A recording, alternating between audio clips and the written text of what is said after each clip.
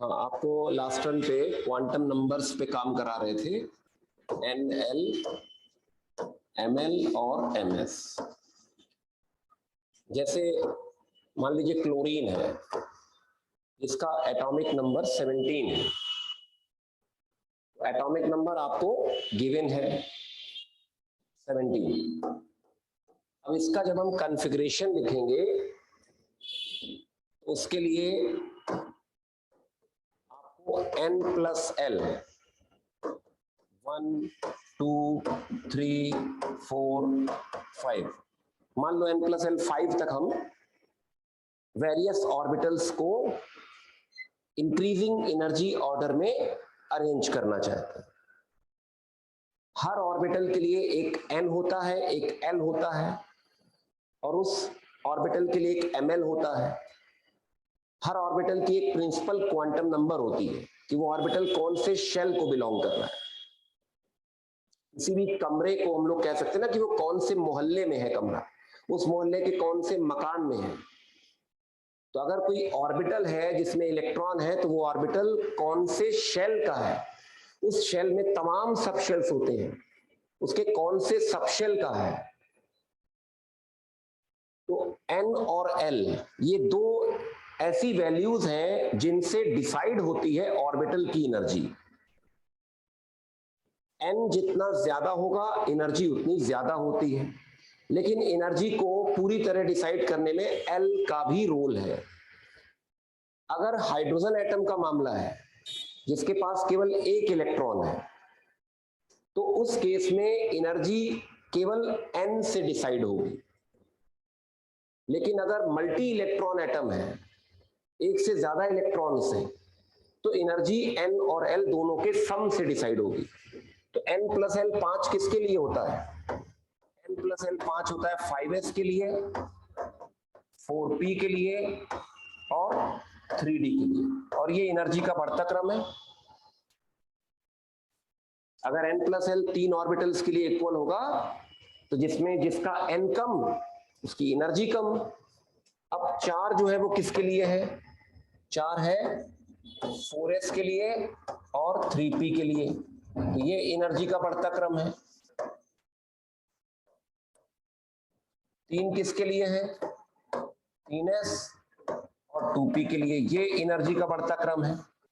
ऐसे 2 है 2s के लिए, 1 है 1s के लिए। और s सबशेल में अधिक से अधिक 2 इलेक्ट्रॉन्स डाल सकते हैं, p सबशेल में मैक्सिमम 6 इलेक्ट्रॉन्स, d सबशेल में मैक्सिमम 10 इलेक्ट्रॉन्स। तो जब हम Cl का कॉन्फ़िगरेशन लिखेंगे तो 1s2 ये भर गया, फिर 2s2 ये भर गया, फिर 2p6, फिर 3s2, 2 2 4 6 10 तो 12, 5 इलेक्ट्रॉन और बचे हैं तो वो 3p में चले जाए, 3p5 हो जाए। ये Cl का इलेक्ट्रॉनिक कॉन्फ़िगरेशन हो गया।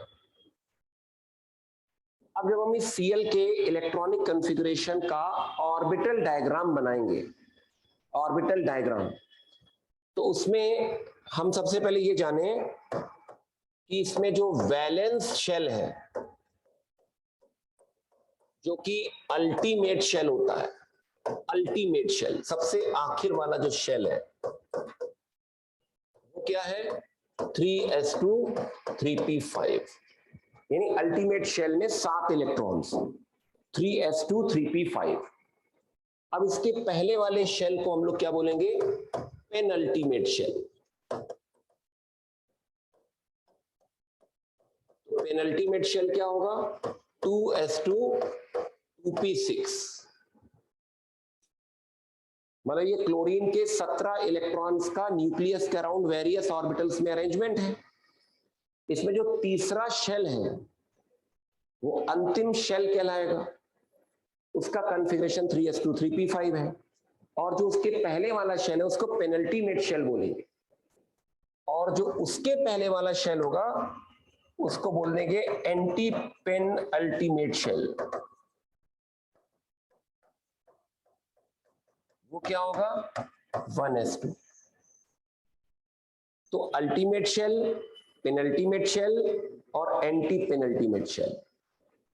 तो अगर पूछा जाए कि क्लोरीन के पेनल्टीमेट शेल में कितने इलेक्ट्रॉन्स हैं, क्लोरीन के पेनल्टीमेट शेल में कितने इलेक्ट्रॉन्स, तो 8 इलेक्ट्रॉन्स। इस तरह से जवाब दे देंगे।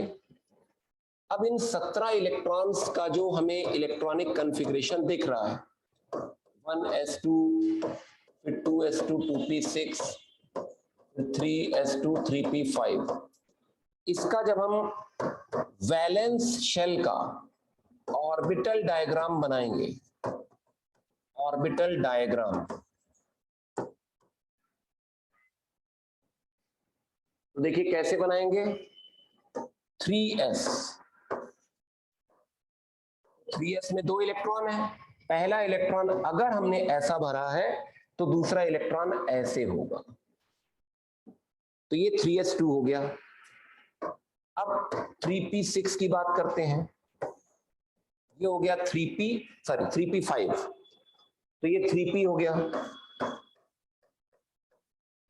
3p में जो 3 ऑर्बिटल्स हैं, px, py और pz, p सबशेल में 3 ऑर्बिटल्स होते हैं, इनमें 5 इलेक्ट्रॉन हमें भरने हैं।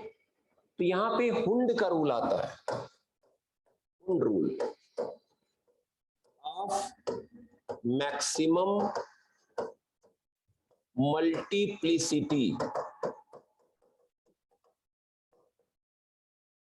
ये कहता है कि p सबशेल के जो 3 ऑर्बिटल हैं उसमें किसी भी ऑर्बिटल में इलेक्ट्रॉन की पेयरिंग तभी कराओगे जब तीनों ऑर्बिटल एक एक इलेक्ट्रॉन ऑक्युपाई कर लें सेम स्पिन से। यानी पहला इलेक्ट्रॉन हमने मान लो ऐसे भेजा, तो दूसरा ऐसे भेजा, तो तीसरा ऐसे भेजा। अब जब चौथा इलेक्ट्रॉन आएगा तो चौथा ऐसे आ जाएगा, पांचवा ऐसे आ जाएगा, ये 3p5 हो गया। हमने इसको पलट क्यों दिया? क्योंकि पॉली प्रिंसिपल एक्शन में आता है कि किसी भी ऑर्बिटल में 2 इलेक्ट्रॉन अपोजिट स्पिन से रहेंगे, ये पॉली प्रिंसिपल होता है। इस तरह से वैलेंस शेल का ये ऑर्बिटल डायग्राम तैयार हो गया। यानी क्लोरीन के पास एक अनपेयर्ड इलेक्ट्रॉन है, Cl has 1 unpaired electron, बाकी सारे इलेक्ट्रॉन्स पेयर्ड हैं। इसमें दोनों इलेक्ट्रॉन पेयर्ड हैं, इसमें दोनों इलेक्ट्रॉन्स पेयर्ड हैं, इसमें 6 इलेक्ट्रॉन्स पेयर्ड हैं, 3s में इलेक्ट्रॉन पेयर्ड हैं। यहां देखिए एक इलेक्ट्रॉन ऐसा दिख रहा है जिसका पार्टनर नहीं है उसके साथ, अनपेयर्ड इलेक्ट्रॉन, वो अनपेयर्ड है। एक्चुअली इलेक्ट्रॉन अपनी एक्सिस के अराउंड भी रोटेट करता है और इलेक्ट्रॉन एक चार्ज पार्टिकल है। तो अगर कोई चार्ज पार्टिकल रोटेट करे तो उसकी वजह से एक मैग्नेटिक फील्ड जनरेट होती है। ये 12th के सिलेबस में आप लोग पढ़ते हो। तो जो बच्चे एफसी बैच के बैठे हैं वो अभी इस चीज को नहीं जान पाएंगे, समझ पाएंगे। मैग्नेटिक फील्ड का नाम तो सुना ही है, अर्थ की मैग्नेटिक फील्ड होती है। तो इलेक्ट्रॉन एक चार्ज पार्टिकल है और कोई भी चार्ज पार्टिकल जब रोटेट करता है, चाहे सर्कुलर मोशन में चाहे अपनी एक्सिस के अराउंड, मतलब अगर मोशन में है कोई भी चार्ज पार्टिकल, अगर मोशन में है तो उसकी वजह से एक मैग्नेटिक फील्ड जनरेट होती है जिसका फार्मूला होता है μ0/4 पाई QV sin θ/r²। कुछ इस तरह के फार्मूले फिजिक्स में आप लोग पढ़ते हो। तो अभी उन फार्मूले पे नहीं जा रहे, सिंपली इतना समझ लो कि हर इलेक्ट्रॉन एक मैग्नेट की तरह काम करता है, क्योंकि मैग्नेट ही तो मैग्नेटिक फील्ड प्रोड्यूस करता है, मैग्नेट ही मैग्नेटिक फील्ड प्रोड्यूस करता है। तो जो इलेक्ट्रॉन अपनी एक्सिस के अराउंड रोटेट कर रहा है, मान लो क्लॉकवाइज रोटेट कर रहा है या एंटी क्लॉकवाइज रोटेट कर रहा है, तो क्लॉकवाइज या एंटी क्लॉकवाइज रोटेट करने से वो एक करंट का लूप बन जाता है। करंट पता होगा, charge flowing per second, I = Q/T, है ना।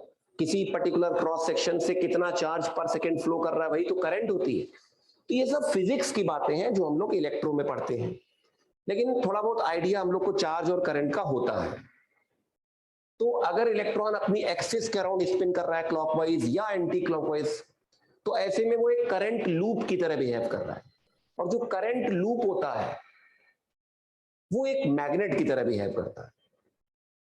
और मैग्नेट में दो पोल होते हैं, एक निर्मल एक सिंक, एक नॉर्थ पोल एक साउथ पोल। ठीक, तो जो भी स्पिनिंग इलेक्ट्रॉन है वो एक मैग्नेट है।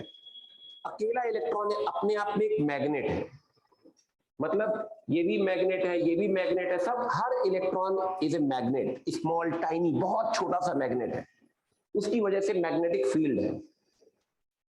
लेकिन मैग्नेटिक फील्ड क्योंकि वेक्टर क्वांटिटी होती है, इसलिए इन दोनों के कारण जो नेट में मैग्नेटिक फील्ड होगी वो कैंसिल हो जाएगी। जितनी ये प्रोड्यूस करेगा उतनी ये अपोजिट डायरेक्शन में प्रोड्यूस कर देगा, क्योंकि मैग्नेटिक फील्ड करंट के डायरेक्शन पे डिपेंड करती है। अगर क्लॉकवाइज स्पिन कर रहा है तो करंट का डायरेक्शन कुछ होगा, एंटी क्लॉकवाइज उसके अपोजिट होगा। इस वजह से पेयर्ड इलेक्ट्रॉन्स की वजह से नेट मैग्नेटिक फील्ड 0 होती है। लेकिन इसकी वजह से तो मैग्नेटिक फील्ड होगी ना बेटा, अनपेयर्ड इलेक्ट्रॉन की वजह से। इतनी बात समझ आई? अब इसमें बात ये करते हैं कि जो ml की वैल्यू है, ml की वैल्यू मान लो इसके लिए +1 है, इसके लिए 0, इसके लिए -, हम मान लो बोल रहे हैं, मान लो इसलिए बोल रहे हैं कि अनपेयर्ड इलेक्ट्रॉन के लिए हम गारंटी से नहीं कह सकते कि उसकी ml वैल्यू -1 होगी कि 0 होगी कि +1 होगी। हम गारंटी से नहीं बता सकते, क्योंकि ये तीनों ऑर्बिटल्स बराबर एनर्जी के होते हैं। किसी एक सबशेल के जितने भी ऑर्बिटल्स होंगे सब इक्वल एनर्जी के होंगे। Various orbitals of a given subshell are of equal energy. किसी भी सबशेल के जो तमाम ऑर्बिटल्स होंगे वो सब बराबर एनर्जी के होंगे। Such orbitals are called, such orbitals of equal energy are called degenerate orbitals.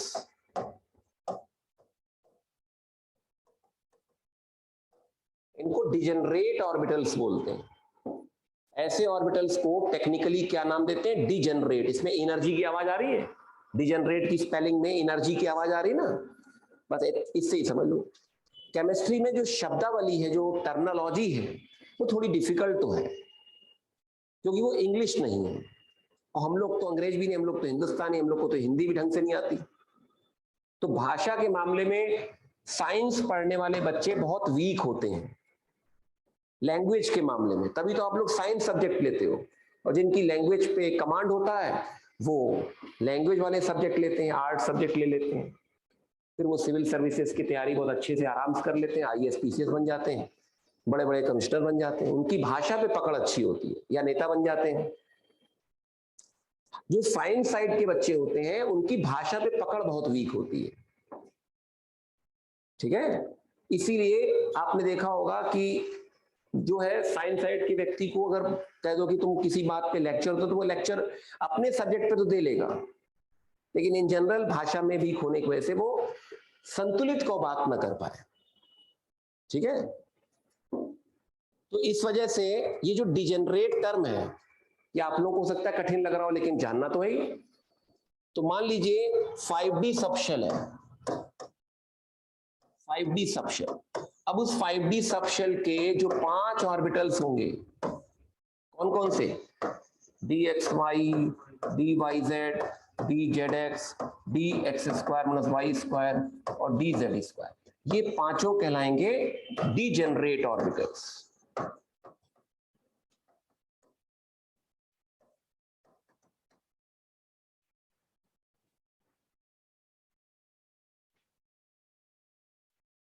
ठीक है।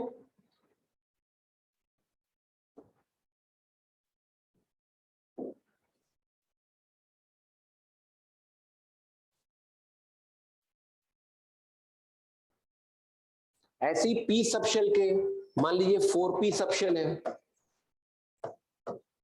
4p सबशेल में कितने ऑर्बिटल्स होंगे? 3 ऑर्बिटल्स होंगे। तो 4p सबशेल में 3 ऑर्बिटल्स हैं, px, py, pz। इनको क्या बोलेंगे?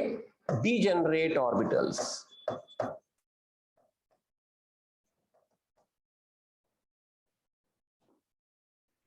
किसी भी गिवन सबशेल के जितने भी ऑर्बिटल्स हैं वो डिजेनरेट ऑर्बिटल्स कहलाते हैं।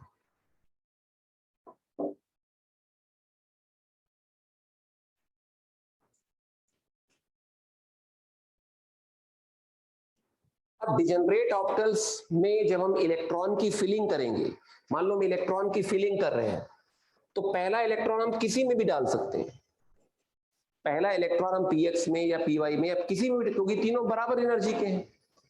एक्चुअली इलेक्ट्रॉन की फिलिंग एनर्जी के बढ़ते क्रम में होती है। तो मान लो p सबशेल में इलेक्ट्रॉन की हमें फिलिंग करनी है, तो सपोज बोरॉन है मान लो, तो बोरॉन का कॉन्फ़िगरेशन है 1s2 2s2 2p1, ये है। तो हमने कॉन्फ़िगरेशन लिखना है, इसका ऑर्बिटल डायग्राम बनाना है। ये आपका हो गया 1s2, फिर ये हो गया आपका 2s2, फिर ये हो गया 2p1। तो 2p1 मान लो आपने ऐसे लिख दिया, सही है। मान लो 2p1 आपने ऐसे लिख दिया, सही है, कोई दिक्कत नहीं। मतलब तीनों में से किसी में भी डाल सकते हो और स्पिन अप या डाउन कुछ भी हो सकती है, क्योंकि ये रैंडम प्रोसेस है। इलेक्ट्रॉन जो है रैंडमली मूव करता है, उसकी स्पिन अप है कि डाउन है ये आप प्रेडिक्ट नहीं कर सकते, कुछ भी स्पिन उसकी हो सकती है। इलेक्ट्रॉन अत्यंत सूक्ष्म पार्टिकल है, जैसे बच्चे होते हैं। अब बच्चा है वो तो कैसी भी शरारत कुछ भी कर सकता है। वो लगा मोबाइल ही तोड़ दिया, मोबाइल पानी में डाल दिया, पानी की बाल्टी में, कहोगे अरे वो तो बच्चा है कुछ भी कर सकता है। इसी तरह से इलेक्ट्रॉन इतना सूक्ष्म पार्टिकल है तो उसकी स्पिन अप भी हो सकती है, डाउन भी हो सकती है, और किसी भी ऑर्बिटल में जा सकता है, क्योंकि तीनों ऑर्बिटल बराबर एनर्जी के हैं।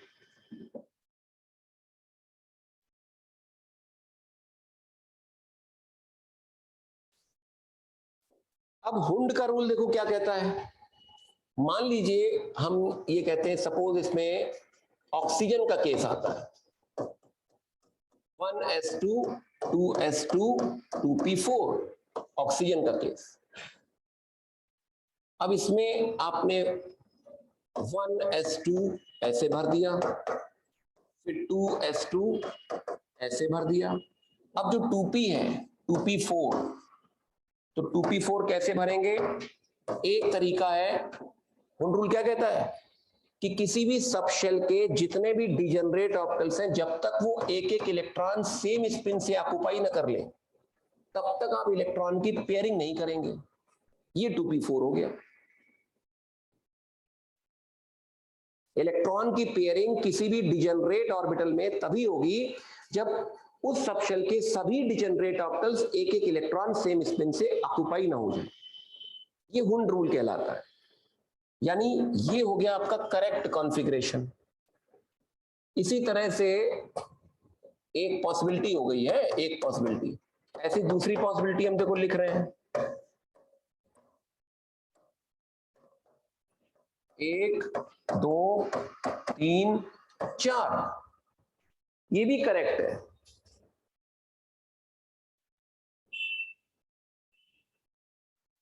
ठीक है, मतलब पहला इलेक्ट्रॉन ये रहा होगा, दूसरा ये रहा होगा, तीसरा ये रहा होगा, और चौथा किसी में भेज दो। आई बात समझ में? किसी भी ऑर्बिटल में जब इलेक्ट्रॉन की पेयरिंग करो तो अपोजिट स्पिन से करो, और किसी भी ऑर्बिटल में पेयरिंग तब करो जब उस सबशेल के सभी ऑर्बिटल्स एक एक इलेक्ट्रॉन सेम स्पिन से ऑक्युपाई हो जाए, उसके बाद पेयरिंग करो। तो हुंड रूल देखो क्या कहता है। Hund rule, the pairing of electron in any degenerate orbital of a subshell, the pairing of electron in any degenerate orbital of a subshell occurs when all the available degenerate orbitals of the given subshell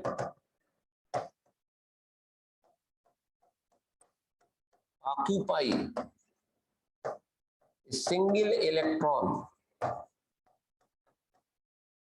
with same spin.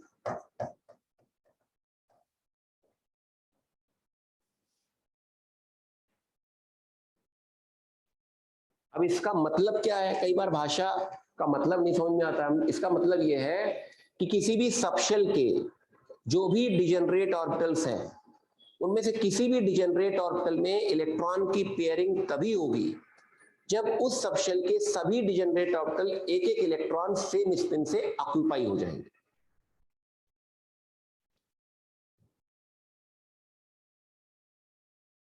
मतलब हमारे पास मान लीजिए 3 कमरे हैं ये, और हमें उनमें 4 लोगों को रखना है। 3 कमरे हैं, अब पहला आया हमने किसी एक कमरे में उसको डाल दिया, दूसरा आया दूसरे कमरे में डाल दिया, तीसरा आया तीसरे कमरे में डाल दिया। ये नहीं कि पता लगा पहला आया एक कमरे में, दूसरा आया उसी कमरे में जाओ तुम, ऐसा नहीं। पहले जितने भी अवेलेबल कमरे हैं वो जब एक एक व्यक्ति से भर जाएंगे तभी हम कहेंगे भैया अब कमरा कोई खाली नहीं है, अगर आपको रहना हो तो आप इस कमरे में इन सज्जन के साथ रह सकते हो, लेकिन अपोजिट स्पिन से रहिएगा ताकि रिपल्शन कम से कम हो। ये रूल है सिंपली सा। होटल में कमरे हैं, अब लोग आते जा रहे हैं, तो आप इस तरह से रूल मानो कि हर कमरे में एक व्यक्ति को इंडिपेंडेंट इलेक्ट्रॉन आ रहे हैं। अब वो तो अब एक फैमिली कोई होती है, चलो एक फैमिली तो एक ही रूम में रहेगी, लेकिन मान लो इंडिपेंडेंट लोग आ रहे हैं तो हर एक को अलग अलग रूम ही तो अलॉट होता है। ये थोड़ा ना कि वही रूम दे देगा होटल वाला, अलग अलग रूम अलॉट होते हैं। जब सारे रूम ऑक्युपाई हो जाते हैं एक एक व्यक्ति से, तब अगर मान लो अगला व्यक्ति आया, सपोज 50 कमरे थे, 50 लोग आ गए, अब 51वां आदमी आया, उससे कहेगा भैया कोई कमरा खाली नहीं है, हाँ अगर आप एडजस्ट कर सकते हो तो इस कमरे में रह सकते हो, अगर व्यक्ति आपको अलाउ करे तो पॉली प्रिंसिपल कहता है ठीक है अलाउ कर देगा, लेकिन भैया अपोजिट स्पिन से रहना। ठीक है, ये चीज है। तो मान लीजिए हमारे पास है 5f6 तो 5f में कितने ऑर्बिटल है? 5f में 7 ऑर्बिटल्स हैं कि नहीं? f सबशेल के लिए L बराबर क्या होता है? 3। तो ml has 2l plus 1 that is 7 values and these values are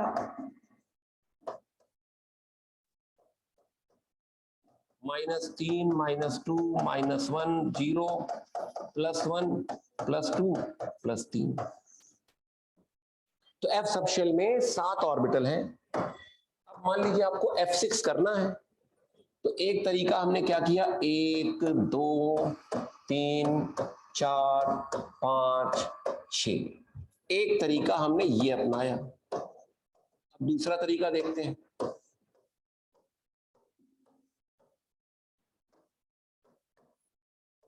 एक 2 3 4 5 6। अब तीसरा तरीका देखिए।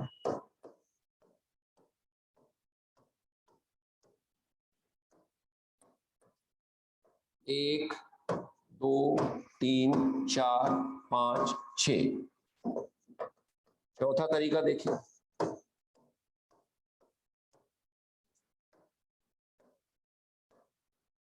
चौथे तरीके में 1 2 3 4 5 6।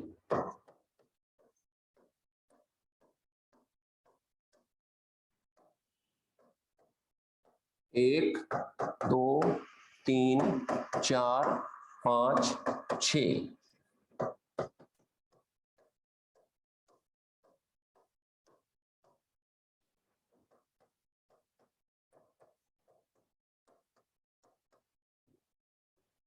अब इनमें से कौन कौन से orbital diagram according to the rules correct है? According to the rules, Pauli Hund rule, जो भी रूल्स दिए गए हैं, इन 6 में से 5x 6 से कौन कौन से ऑर्बिटल डायग्राम करेक्ट है? फर्स्ट सेकंड थर्ड करेक्ट है। फर्स्ट सेकंड थर्ड करेक्ट है। फिफ्थ करेक्ट नहीं है, क्योंकि देखिए ऊपर नीचे ऊपर नीचे ऊपर नीचे, क्योंकि हुंड का रूल कहता है मैक्सिमम मल्टीप्लिसिटी। अब ये मल्टीप्लिसिटी का वर्ड समझिए, मतलब ये करेक्ट है, ये करेक्ट है, ये करेक्ट है, लेकिन ये वाला जो है गलत है, ये वाला भी गलत है, ये वाला भी गलत है, ये एक्सेप्टेबल नहीं है। ये तीनों ऑर्बिटल डायग्राम्स रूल्स के अगेंस्ट है। हम लोग को रूल का भी लॉजिक नहीं पता, केवल रूल मालूम है, रूल का लॉजिक नहीं पता। हम उस लॉजिक को भी समझेंगे।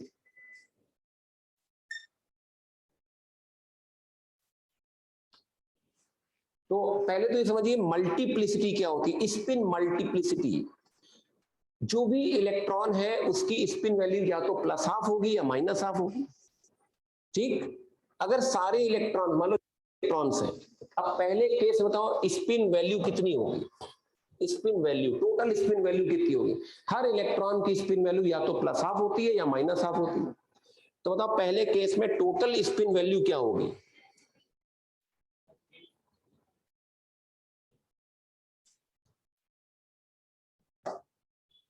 पहले केस में total spin value S, capital S, उसका मॉड बता रहे हैं हम उसका आपसे मॉड पूछ रहे हैं। Capital S represents total spin value और उसकी न्यूमेरिकल वैल्यू, तो कितनी आएगी यहाँ पे? 3, half into plus half into 6। इसमें कितनी आएगी? इसमें भी 3 आएगी, क्योंकि न्यूमेरिकल वैल्यू हमने ले ली। इसमें कितनी आएगी? इसमें भी 3 आएगी। इसमें कितनी आएगी? 0।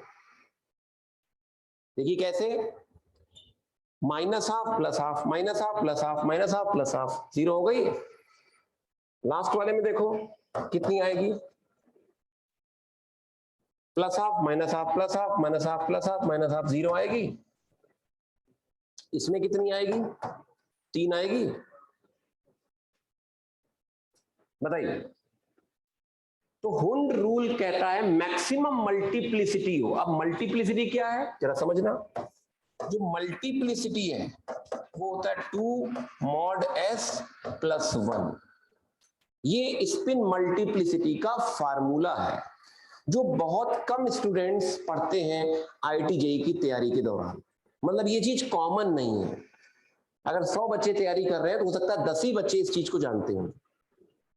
तो आप में से भी शायद कुछ लोग पहली बार सुन रहे हैं, है ना?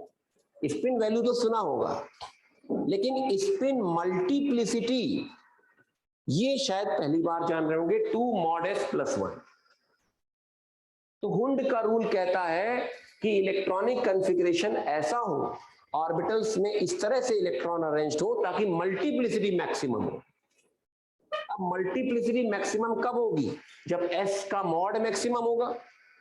तो बताइए हुंड का रूल के अकॉर्डिंग कौन कौन से सही है इन 6 में से? हुंड के रूल के अकॉर्डिंग आखिरी भी सही है। हुंड के रूल के अकॉर्डिंग कहता 3 है, सही तो है भाई। 6 इलेक्ट्रॉन्स की मैक्सिमम मल्टीप्लिसिटी 3 ही तो आएगी, इससे ज्यादा तो आ नहीं सकती। अगर 6 इलेक्ट्रॉन्स हैं तो उन 6 इलेक्ट्रॉन्स की जो टोटल स्पिन वैल्यू है, टोटल स्पिन वैल्यू 3 ही तो आएगी। तो स्पिन मल्टीप्लिसिटी की मैक्सिमम वैल्यू क्या आएगी? 7। स्पिन मल्टीप्लिसिटी की मैक्सिमम वैल्यू तो 7 आएगी बेटा। टोटल स्पिन वैल्यू तो 3 आ सकती है मैक्सिमम वैल्यू, लेकिन maximum value off spin multiplicity कितनी आएगी? 7। तो हुंड का जो रूल है, एक्चुअल नाम क्या है? Hund rule of maximum multiplicity. ये सही नाम है हुंड के रूल का। हम लोग हुंड के बारे में शायद इतना ही जानते हैं कि हुंड का रूल कहता है कि इलेक्ट्रॉन की पेयरिंग तभी कराओ जब सारे अवेलेबल ऑर्बिटल्स एक एक इलेक्ट्रॉन से ऑक्यूपाई हो जाए। और सोचते हुंड ने इतना ही कहा होगा, एक दो लाइन कही होंगी। इतना कुछ कहा है कि हम लोग अगर पूरा पढ़े तो पगला जाएंगे। हम लोग उसका केवल उतना मतलब निकाल लेते हैं जितना अपने लिए काम चल जाता है। बातें बहुत बड़ी बड़ी, छोटे मोटे साइंटिस्ट थोड़ी ना ये, क्या एक सेंटेंस का होगा क्या इसमें, ऐसा तो है नहीं। तो मैक्सिमम अब मल्टीप्लिसिटी को हम समझने नहीं जा रहे हैं, हम केवल इसके रूल को याद कर रहे हैं कि हुंड का रूल कहलाता है मैक्सिमम मल्टीप्लिसिटी। तो हुंड रूल इन 6 में से किसमें वैलिड है? फर्स्ट, सेकंड, थर्ड और सिक्स्थ में। लेकिन छठा हमने इनकरेक्ट क्यों कहा? पॉली के कारण, क्योंकि केवल हुंड के रूल की नहीं चलेगी। घर में केवल पिताजी के रूल्स नहीं चलेंगे, मम्मी के रूल भी तो चलेंगे, दादाजी के रूल भी तो चलेंगे। दादी क्या कह रही है, पड़ोस वाले क्या कह रहे हैं, पूरी सोसाइटी क्या कह रही है, तो ना कि आपके हिसाब से सारी चीजें गवर्न होंगी। हम तो टीवी देखेंगे, हम तो रिश्ता क्या कहलाता है देखेंगे, अब मम्मी आगे नहीं, हमें ये है चाहते हैं देखनी है, तो आपके हिसाब से थोड़ा चलेगा। फिर आया, उसने कहा मुझे जुग जुग जियो देखनी है, उसने कहा नहीं मैं मैच देखना है। तो सारे रूल्स चलते हैं ना बेटा। इसी तरह से पॉली भी तो कोई हस्ती है, पॉली कहता है ये गलत है, क्योंकि इन दोनों इलेक्ट्रॉन्स की स्पिन सेम है। एक ऑर्बिटल में अगर दो इलेक्ट्रॉन हैं तो उनकी स्पिन अपोजिट होनी चाहिए। पॉली का रूल यहां पे एक्शन में आ जाता है। हुंड को कोई दिक्कत नहीं, कहेगा ठीक है, दादाजी को कोई दिक्कत नहीं, बच्चे तुम लोग देखो टीवी देखो, हम तो सोने जा रहे हैं। लेकिन मम्मी को दिक्कत है, बेटा तुम्हें सुबह स्कूल जाना है, टीवी नहीं देख सकते अब तुम, सो जाके। दादाजी को कोई दिक्कत नहीं है, खुद तो करियर बना नहीं पाया, प्लस बच्चे भी पढ़ना एंजॉय करें। और मम्मी को लगता नहीं बच्चे सुबह स्कूल जाना है, टाइम से सो जाएं। तो यहाँ पे पॉली आ गए, तो पॉली ने कहा नहीं ये गलत है, एक ऑर्बिटल में दो इलेक्ट्रॉन सेम स्पिन से रह ही नहीं सकते। हुंड कौन होता है? तो उन्होंने कहा ठीक है भैया, हमारा कोई नुकसान नहीं, हम हमारे हिसाब से ये हो जाएगी, तो चलो ठीक है हटा दो इसको। मेरे हिसाब से तीन तीन तो हैं, पहला दूसरा तीसरा तीन तो हैं। पॉली के कहा हाँ तीनों में हमको भी दिक्कत नहीं है, तो बस तीनों करेक्ट हो गए, ना हुंड को दिक्कत ना पॉली को दिक्कत। आखिरी वाले में पॉली को दिक्कत है। पॉली क्या कहता है, एक ऑर्बिटल में जो दो इलेक्ट्रॉन रहेंगे दोनों की स्पिन अपोजिट होगी। स्पिन इसलिए अपोजिट होती है ताकि उनके कारण रिपल्शन मिनिमम हो। एक्चुअली जरा समझना होता क्या है, जैसे मान लीजिए ये हमने कहा कि एंटी क्लॉकवाइज स्पिन, ये कह दिया सपोज क्लॉकवाइज स्पिन, ठीक है। अब होता क्या है कि जो स्पिन है इलेक्ट्रॉन की, उसके कारण एक मैग्नेटिक फील्ड जनरेट होती है। तो मैग्नेट मान लेते हैं हम लोग, कुछ इस तरह का मैग्नेट मान लेते हैं, ऐसा कुछ मैग्नेट मान लिया। तो अगर इसमें मान लो ये एन पोल है तो ये एस पोल होगा, और इसमें फिर उल्टा हो जाएगा, इसमें हो जाएगा उल्टा। अगर ये एस पोल है एन पोल हो जाएगा। अभी हम लोग ये समझ नहीं रहे कि ये एनएस हमने सही बनाया है कि ऐसा होना चाहिए, अभी नहीं समझ रहे। वो फिजिक्स से क्लियर होगा, जो लॉज होते हैं है ना, फ्लेमिंग के जो लॉज होते हैं, तो वो सब लॉज हम लोग को पढ़ने में भी, तो फिजिक्स में आप जानोगे। तो अगर ये एनएस है तो वैसा होगा। और आपने शायद सुना होगा नॉर्थ पोल को हम लोग पॉजिटिव चार्ज की तरह मानते हैं, साउथ पोल को नेगेटिव चार्ज की तरह मानते हैं, तो दोनों एक दूसरे को अट्रैक्ट करेंगे। तो बस इस तरह से रखो इलेक्ट्रॉन्स को कि उनके बीच रिपल्शन मिनिमम हो। भाई चार्ज की वजह से रिपल्शन है, लेकिन मैग्नेटिक फील्ड की वजह से अट्रैक्शन हो गया, तो नेट में रिपल्शन कम हो गया कि नहीं हो गया? तो गहराइयां बहुत है, लेकिन उतनी गहराई तक पढ़ने की नीड नहीं। सिर्फ इतना रूल ध्यान रख लो कि पॉली कहता है कि एक ऑर्बिटल में अधिक से अधिक दो इलेक्ट्रॉन रहेंगे, वो भी अपोजिट स्पिन से।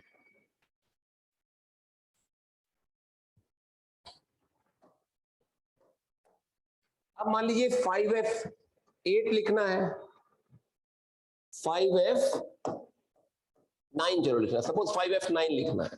तो 5f9 में देखिए,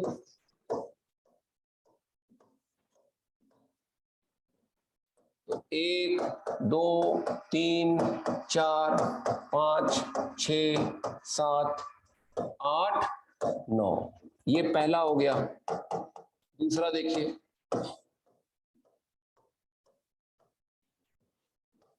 एक, दो, तीन, चार, पाँच, छ, सात, आठ, नौ। तीसरा,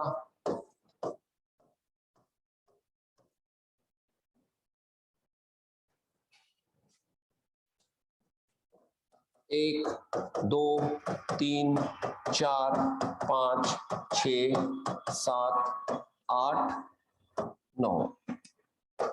चौथा,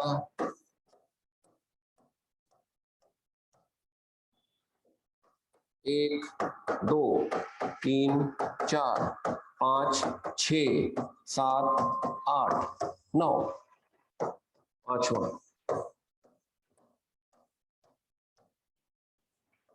एक, दो, तीन, चार, पाँच, छ, सात, आठ, नौ।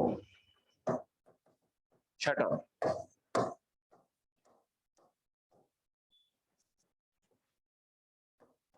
एक, दो, तीन, चार, पाँच, छ, सात, एक, दो, तीन, चार, पाँच, छ, सात, आठ, नौ। अब बताना है आपको इनमें से कौन कौन से करेक्ट हैं अकॉर्डिंग टू रूल्स।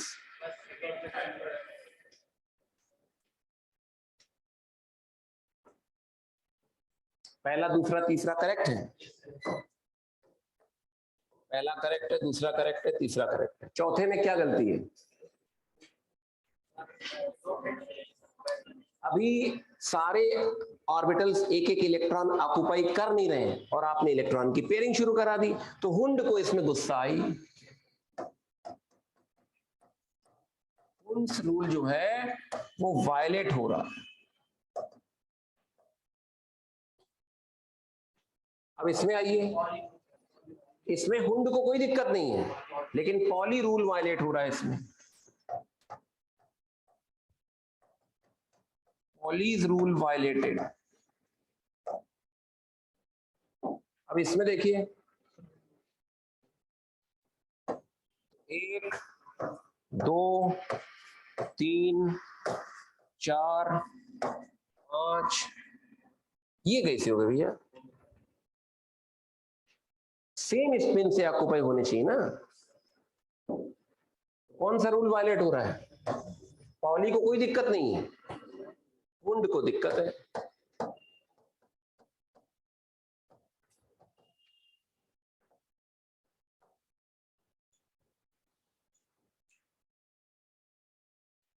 ठीक है, चेक कर लीजिए एक बार, कोई दिक्कत हो बताइए आपको।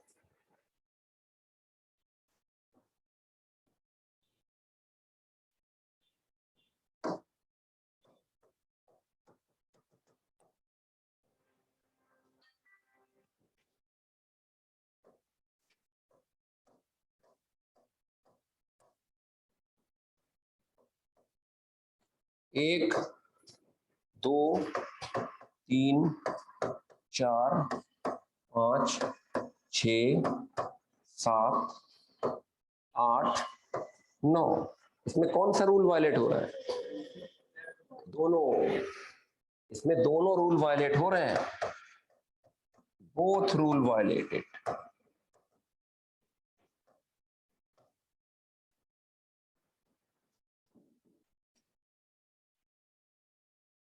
ठीक है, और अब अगर आपसे एक आ जाए कि बताइए टोटल स्पिन वैल्यू कितनी है इसमें,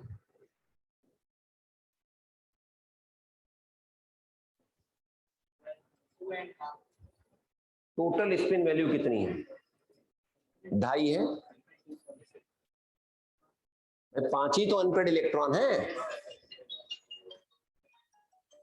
इसकी plus half minus half plus half minus half कितनी आएगी? 2.5 आएगी। इसकी बताइए मॉड क्या है? 2.5 आएगी। इसकी बताइए मॉड क्या है? इसकी भी 2.5 आएगी। इसकी बताइए मॉड क्या है? इसकी 0.5 आएगी। इसकी बताइए मॉड एस।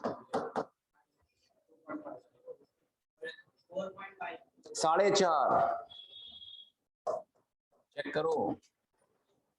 अरे सभी इलेक्ट्रॉन्स की प्लस हाफ है ना बेटा। हम तो बड़ा खुश हो जाएगा।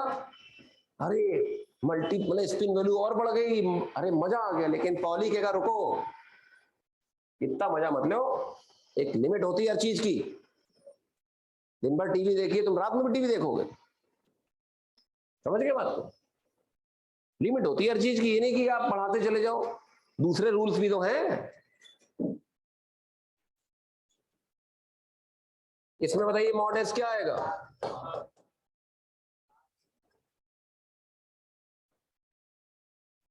हाँ 0.5 आएगा, है ना। इसमें बताइए मॉड एस क्या आएगा।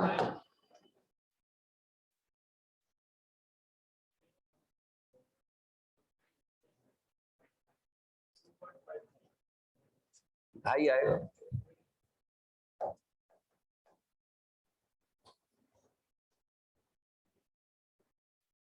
इस तरह से कोई भी ऑर्बिटल डायग्राम आपके पास आ जाए तो आप टोटल स्पिन वैल्यू की न्यूमेरिकल वैल्यू बता सकते हो। और एक बार मॉड एस पता लग गया तो स्पिन मल्टीप्लिसिटी की वैल्यू आ जाएगी।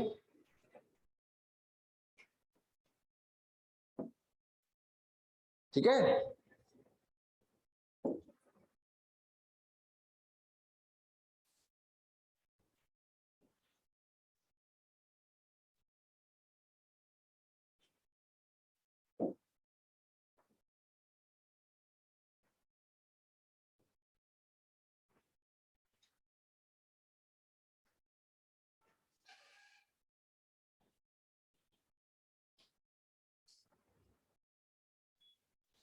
ठीक है।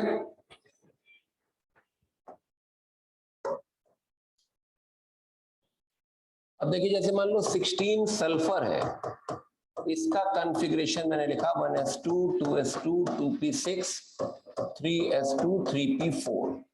अब ये जो 3p है ये हो गया आपका 3p4। तो इसमें अगर हम आपसे ये कहें कि the NLML values for 15th electron, option दिए हुए हैं, जो 15वां इलेक्ट्रॉन है उसकी NLM वैल्यूज पूछी गई हैं।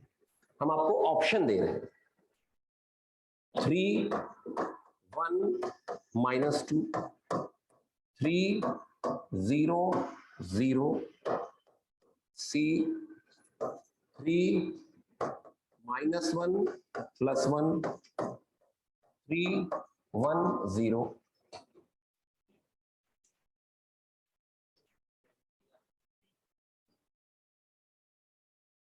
क्या आंसर आएगा? डी आ जाएगा, क्योंकि 15वां इलेक्ट्रॉन इसी में तो कहीं होगा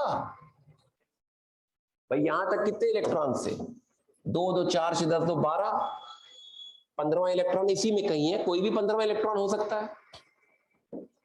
तो ये वाला तो 16वां होगा निश्चित रूप से। तो ये वाला इलेक्ट्रॉन है, ये डेफिनेटली 16वां होगा कि नहीं होगा बताइए। ये वाला डेफिनेटली 16वां कह सकते हो कि नहीं कह सकते हो बताओ। ये तो निश्चित रूप से 16वां ही होगा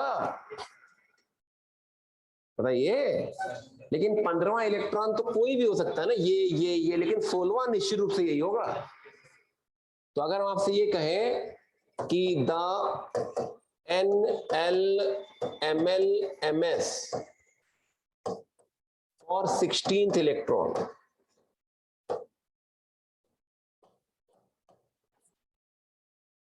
16th इलेक्ट्रॉन पूछा है 3 1 0 -12 B 3 1 1 +12 C 3 -1 0 -12 D 3 1 -1 +2/3।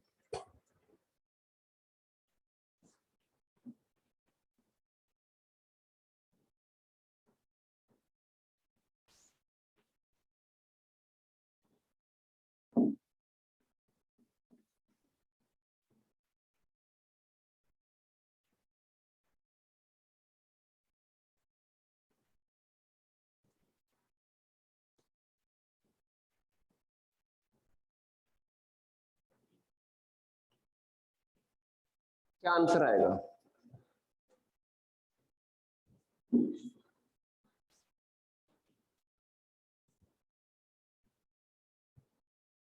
सोलवा इलेक्ट्रॉन है। 16वां इलेक्ट्रॉन तो गारंटी है ना बेटा। कैसा है? ऐसे डायग्राम आपको दिखाया गया, ये डायग्राम आपको दिया गया है, ये जो हमने डायग्राम बनाई आपको दिया गया डायग्राम। इस डायग्राम के आधार पे आपको बताना है 16वें इलेक्ट्रॉन की चारों क्वांटम संख्या है। बताओ, ए पार्ट हो जाएगा भाई। मोस्ट एप्रोप्रिएट आंसर तो ए होगा ना, क्योंकि स्पिन डाउन दिया गया है। अब स्पिन डाउन है तो माइनस हाफ मानते हैं भाई कन्वेंशन। बी पार्ट भी सही हो सकता था अगर हम कन्वेंशन की धज्जियां उड़ा दें, है ना। लेकिन जब 4 ऑप्शन में से एप्रोप्रिएट चुनना हो तो कन्वेंशन को मानते हुए चुनो, क्योंकि 16वां इलेक्ट्रॉन डायग्राम आपको दे दिया गया है, तब तो निश्चित होगा ना 16वां इलेक्ट्रॉन यही होगा। क्योंकि पहले 15 इस तरह चले जाएंगे, फिर 16वां कहीं पेयरिंग ही तो करेगा, पेयरिंग करेगा तो अपोजिट स्पिन से करेगा, तो माइनस हाफ और माइनस हाफ इनमें से कोई एक आंसर हो सकता था, इसलिए ए पार्ट हो गया। यहां एल की वैल्यू -1 तो होती नहीं है, और ये तो बिल्कुल ही गलत हो गया। 2/3 तो ms होता भी नहीं है। समझ गए? ए पार्ट दिक्कत है।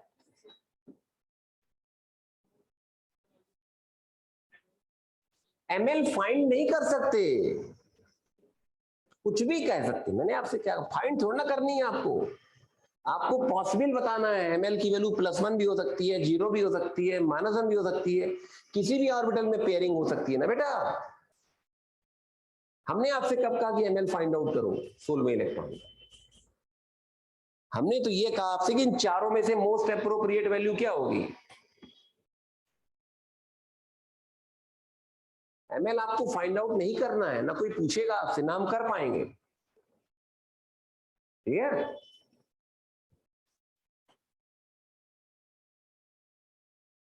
भाई जब आपको ऑर्बिटल का डायग्राम दे दिया गया तो गारंटी है कि ये 16वां इलेक्ट्रॉन ही तो है, यही वाला तो 16th है बेटा। डाउट हो बताइए।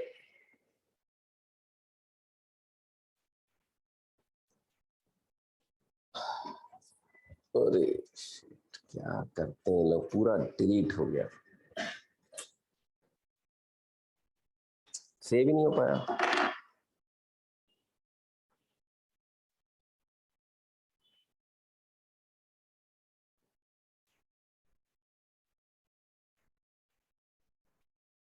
हाँ, अब जैसे हम लोग आयरन का कॉन्फ़िगरेशन लिखते हैं तो N+L बराबर 1 2 3 4 5।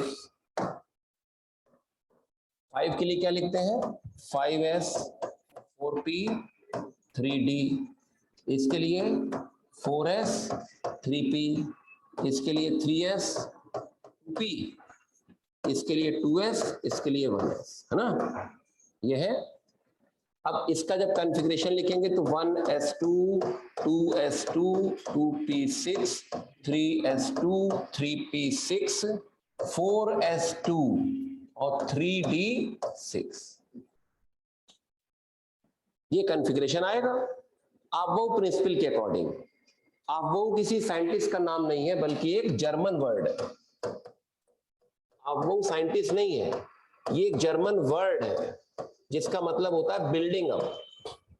बिल्डिंग अप मतलब कैसे हम लोग बिल्ड कर रहे हैं आयरन के कॉन्फ़िगरेशन को। इलेक्ट्रॉन की फिलिंग एनर्जी के बढ़ते क्रम में करनी है, इस तरह से करनी है इलेक्ट्रॉन की filling. The filling of electrons in various orbitals is to be done in the increasing energy order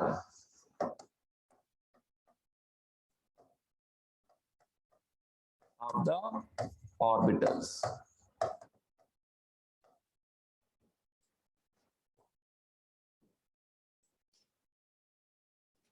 तो अगर ये पूछा जाए द 4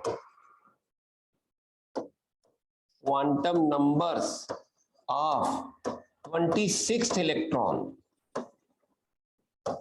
in 26 iron, 26वां इलेक्ट्रॉन है, उसकी 4 क्वांटम संख्याएं क्या होंगी? ऑप्शन मैं आपको दे रहा हूं। ए पार्ट 3 + 2 -2 -½ बी 3 -2 -1 -½ सी 4 0 0 -½ डी 3 + 2 -3 +½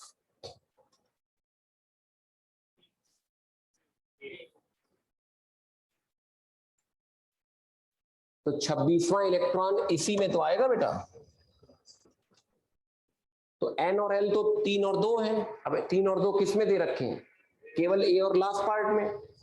लेकिन 2 अगर l होगा तो m-3 थोड़ा ना हो जाएगा। m की वैल्यू -2 -1 0 +1 +2 होगी, तो a पार्ट आंसर हो गया। आगे बात समझ में? इस तरह से क्वेश्चंस बनेंगे, आपको करना होगा।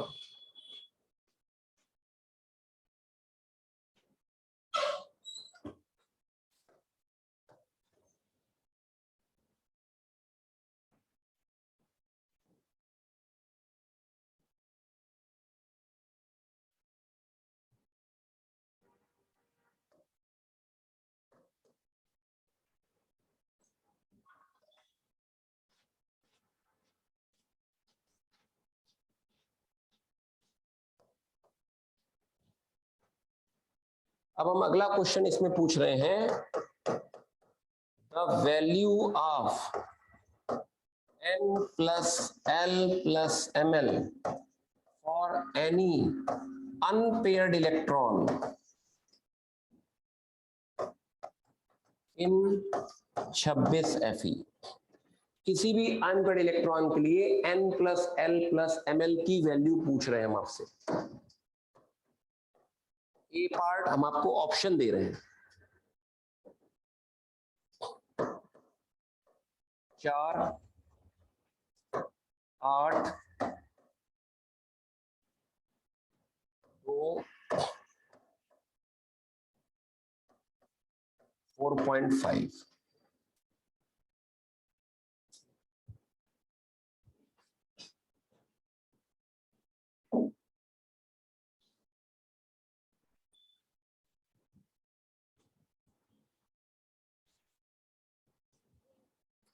क्या आएगा?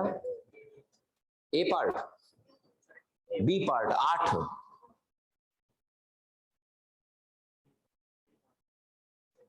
ए पार्ट आएगा। 8 तो आ ही नहीं सकता ना, क्योंकि n + l तो 5 है।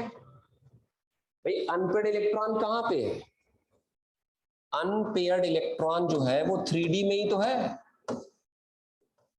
भाई। 3D 6 है ना, 1 2 3 4 5 और ये छठा।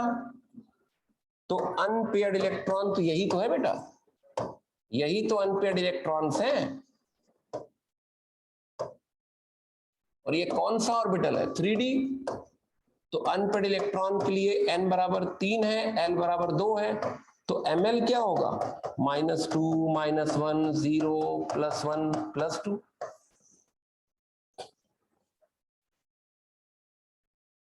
अब n + l + ml की जो पॉसिबल वैल्यूज हैं वो क्या क्या हो सकती हैं? देखो, 3 हो सकती है, 4 हो सकती है, 5 6 और 7, ये वैल्यूज हो सकती हैं। अरे n + l तो फिक्स है 5। अब ml इन पांचों में से कोई भी वैल्यू हो सकती है, पता नहीं कौन से ऑर्बिटल में है n इलेक्ट्रॉन, किसी में भी हो सकता है ना बेटा, क्योंकि डिजेनरेट ऑर्बिटल्स हैं, बराबर एनर्जी के हैं। तो जो पेयर्ड इलेक्ट्रॉन है वो किसी भी ऑर्बिटल में हो सकता है, तो अनपेयर्ड इलेक्ट्रॉन भी किसी भी ऑर्बिटल में हो सकते हैं। तो ml की वैल्यू पांचों में से कुछ भी हो सकती है। आ गई बात समझ में? नहीं आई? n प्लस एल तो 5 गारंटी हो गया, क्यों n 3 l 2 है। अब ml केवल इन पांचों में से कोई एक रखो, -2 रखेंगे n plus L plus ml आ जाएगा 3, -1 रखेंगे तो 4, ऐसे बढ़ता चला जाएगा। अब इनमें से कौन सी वैल्यू मैच कर जा रही है वो देख लो बस। ये वैल्यू मैच कर गई, 3 है नहीं, 7 है नहीं, 3 से छोटा है, 7 से बड़ा है, और 4.5 हो नहीं सकती। समझ में आ गया कैसे सवाल बनेंगे?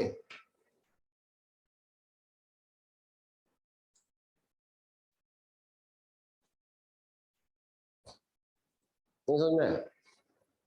दिक्कत है अभी? आपके राइट पड़ोसी को दिक्कत है। हाँ, आपके राइट पड़ोसी को है दिक्कत, तो आपके एक्सप्रेशंस बहुत पॉजिटिव नहीं है ना। किसी को दिक्कत तो नहीं? सब क्लियर है?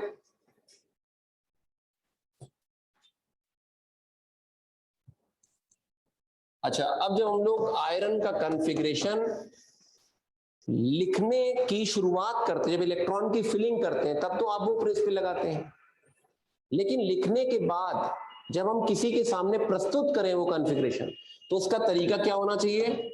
पहला शेल, दूसरा शेल,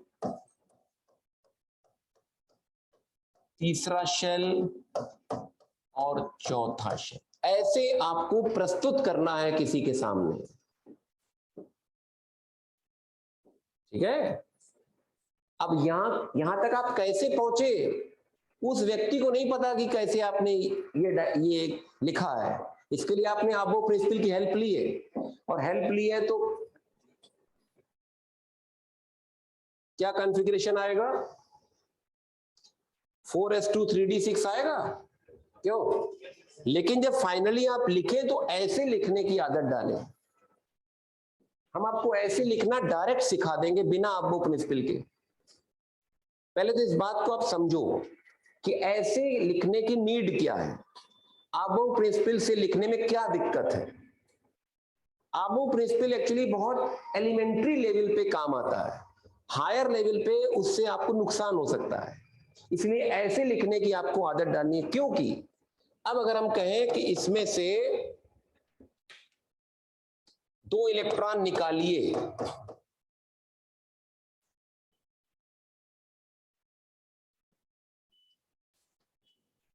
अरे यशवीर,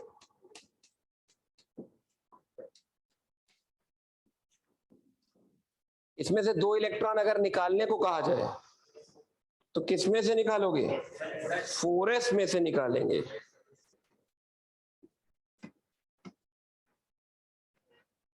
ये कैमरा गड़बड़ कर रहा है, तो इलेक्ट्रॉन निकालेंगे 4s में से, तो क्या बनेगा? 1s2 2s2 2p6 3s2 3p6 3d6, 4s के दोनों इलेक्ट्रॉन निकल गए। अब अगर फर्दर हम इलेक्ट्रॉन निकालते हैं तो 3d में से निकलेगा। अब तो दिक्कत नहीं आ रही होगी आपको। और अगर आप आबो प्रिंसिपल के पैटर्न पे लिखे रहते तो आपसे गलती हो सकती थी। अगर हम कहते कि बताओ बेटा फेरस का कॉन्फ़िगरेशन क्या होगा, तो आप 3d में से 2 इलेक्ट्रॉन निकाल के गलती कर सकते थे। हाँ, आपके मन में क्वेश्चन जरूर आएगा कि सर ऐसा क्यों कर रहे हैं। देखो, क्वेश्चन आना अलग बात है, लेकिन पहले रूल तो मानो, उसका जवाब होगा ना कुछ ना कुछ। जवाब आसान होता तो हम तुरंत बता देते, जवाब जरूर कोई मुश्किल जवाब होगा कि भरते समय कोई और रूल, निकालते समय कोई और रूल। जैसे कई बार होता है, मान लीजिए आप लोग आ रहे हैं, अब कोई बच्चा सबसे पहले आ गया, ठीक, कोई बच्चा 15 मिनट लेट आया, लेकिन जब असाइनमेंट बंटने की बारी आई तो जो बच्चा लेट आया था पहले उसको मिल गया। बाकी गैंग बताओ, आधे घंटे से हम आए हुए हैं और जो लेट आया असाइनमेंट पहले उसको मिल गया। कई बार ट्रेन आती है, जो लोग 2-2 घंटे पहले बैठे हुए हैं और जो एन मौके पे आया उसने टीटी को पैसे दिए, उसको सीट मिल गई, जो 2 घंटे से खड़े दे रहे। बताओ। इसी तरह से यहां मामला है कि इलेक्ट्रॉन की फिलिंग के लिए अलग रूल है और इलेक्ट्रॉन के निकालने के लिए अलग रूल है। तो इलेक्ट्रॉन के निकालने के लिए कौन सा रूल है, उसको समझने के लिए हमें पढ़ना पड़ेगा स्क्रीनिंग इफेक्ट। स्क्रीनिंग इफेक्ट और स्लेटर के रूल्स पढ़ने पड़ेंगे, तो उसको समझ लीजिए आप।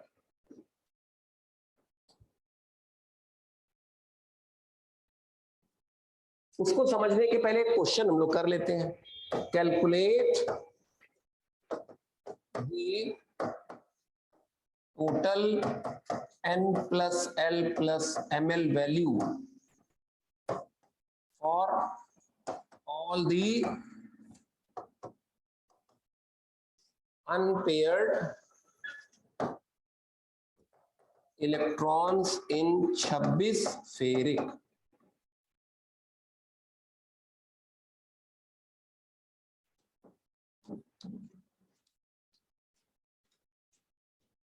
सेल नहीं है, मतलब लाइट बंद हो रही है।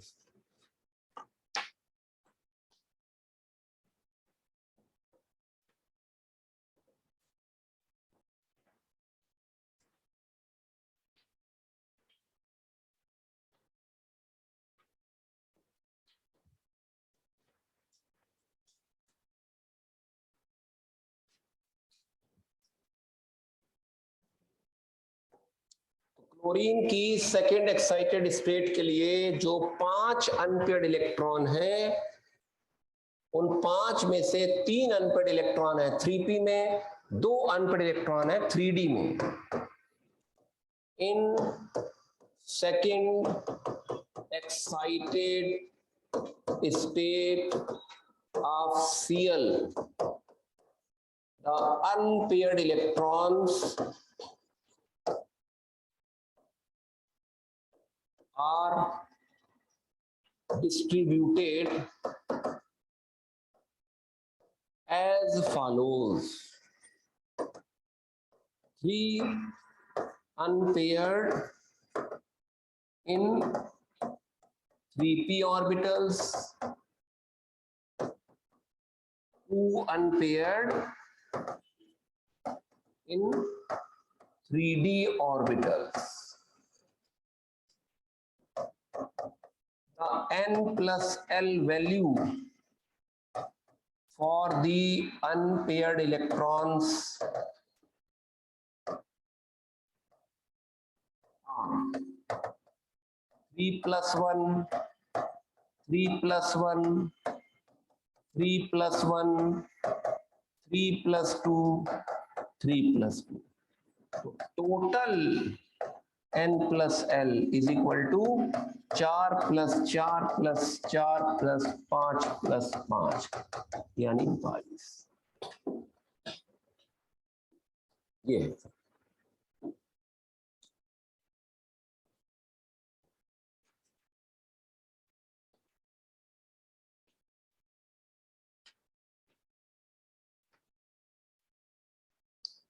तो शीट के हम लोग कुछ क्वेश्चंस करेंगे, सारे क्वेश्चंस नहीं करेंगे, मैं आपको बता रहा हूं कौन से क्वेश्चंस करने हैं।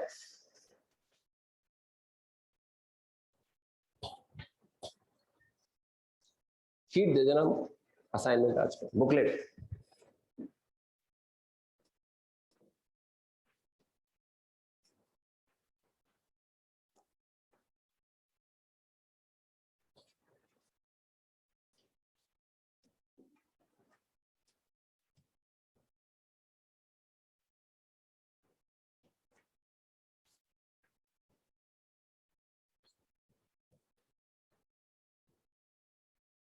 थोड़ा तुम ही दे देना, चलो आ गया।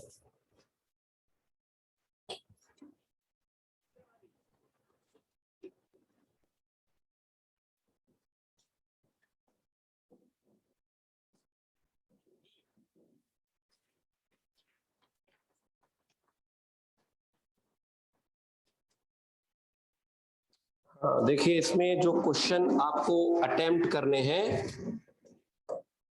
अभी जो क्वेश्चन अटेंड करें सेक्शन ए का 9th,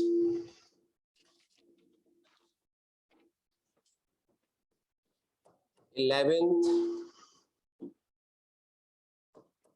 12th, 17,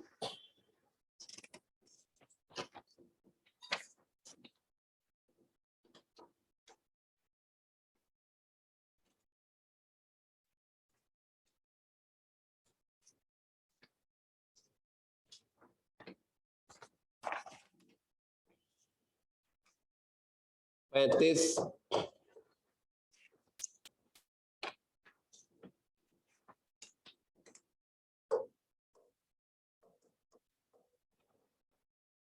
फिर सेक्शन बी में पहला, तीसरा, पांचवा, आठवां, नवा,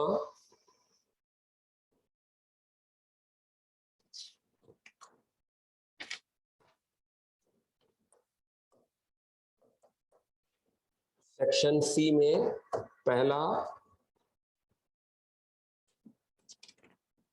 चौथा,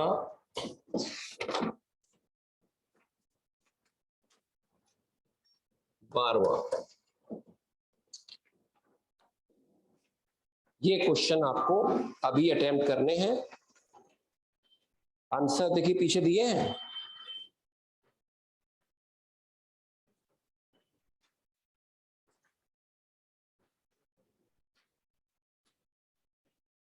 कोशिश करिए जितनी तेजी से कर सकें।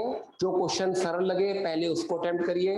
हम आपको 10 मिनट का समय दे रहे हैं पहले, ताकि आप फ्रीली सवाल कर सको 10 मिनट में।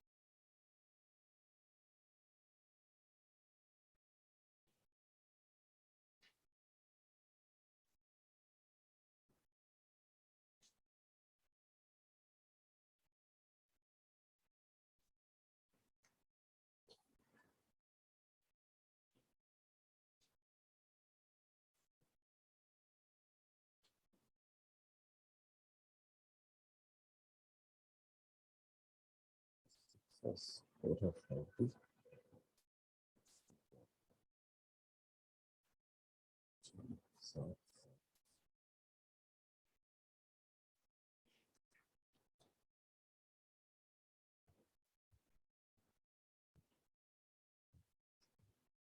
लास्ट टाइम पे आए थे। अच्छा, इसका 9th क्वेश्चन कैसे किया? 9th किया आपने? नहीं, जो 9th सेक्शन ए का, क्या दिक्कत आ रही है उसमें? देखिए इसमें ऐसा करो, n बराबर 6 रख के देख लो हर एक में correct sequence of filling electrons. तो इलेक्ट्रॉन्स की फिलिंग का सीक्वेंस कैसे डिसाइड करते हैं? n प्लस एल से। तो n बराबर 6 दे रखा है ना इसमें, तो हर एक में रख के देखो, फिर वो ऑर्बिटल्स आ जाएंगे, फिर उनकी एनर्जी का बढ़ता क्रम सेट कर लो।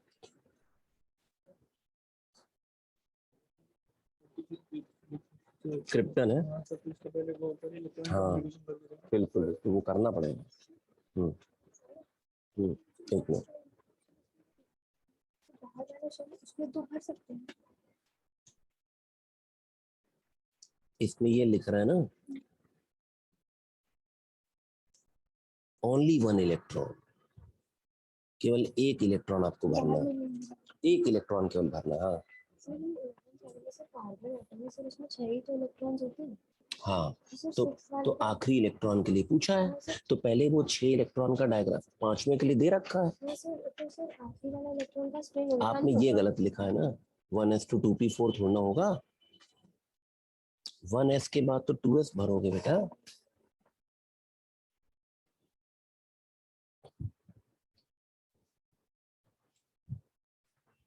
फर्स्ट वाले में आंसर 11 नंबर है, इसमें नीचे लिखा है 20।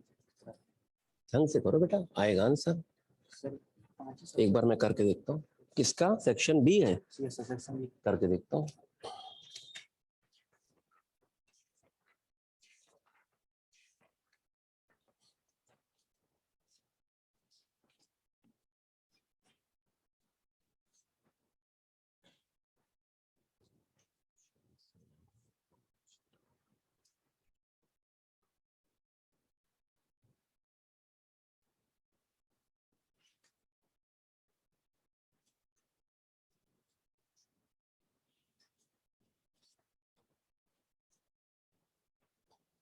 सही है बेटा,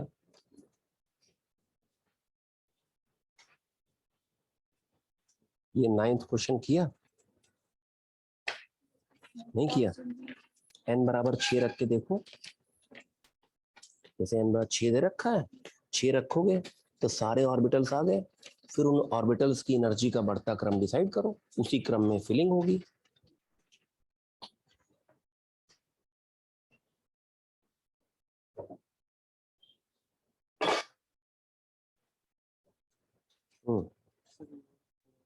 कौन सा ये दिया है उसमें, सेक्शन बी का 8वां। हाँ, इनकरेक्ट पूछा है, तो 6 शेल कंटेन्स, ये पार्ट सही लिखा है। छठे शेल में कितने सब शेल होते हैं बताओ? छठे शेल में कितने सब शेल्स होते हैं? 6। 5वें शेल में 5 सब शेल्स, चौथे शेल में 4 सब शेल्स, ये तो होता है बेटा। फॉर जी सब शेल, अब sp-df-g, अब जी के लिए एल की वैल्यू कितनी होती है? sp-df-g है ना। ऐसी एनर्जी ऑफ 7d ऑर्बिटल, तो 7d की कितनी होगी? 7 2 9, और 8s की कितनी होगी? 8। कर लोगे? और सम of L values 3p 4d और 5f के लिए एल वैल्यूज का सम, तो 3p के लिए एल कितना है? 1, 4d के लिए एल है 2, 5f के लिए एल बराबर है 3। क्यों? क्वेश्चन ध्यान से करके देखो बेटा।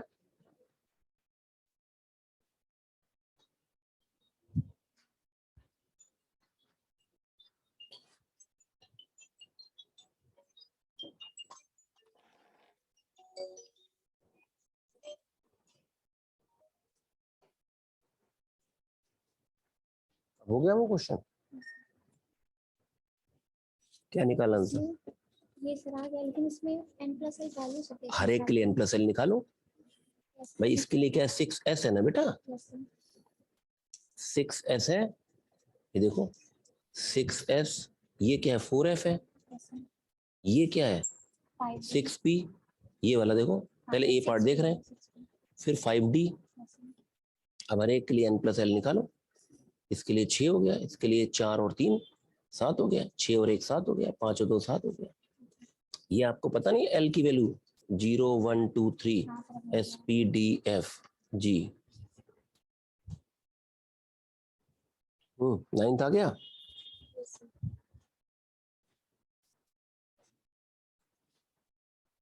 नाइन्थ क्वेश्चन आ गया पहले का सेक्शन ए का। कोई दिक्कत नहीं है, ठीक है।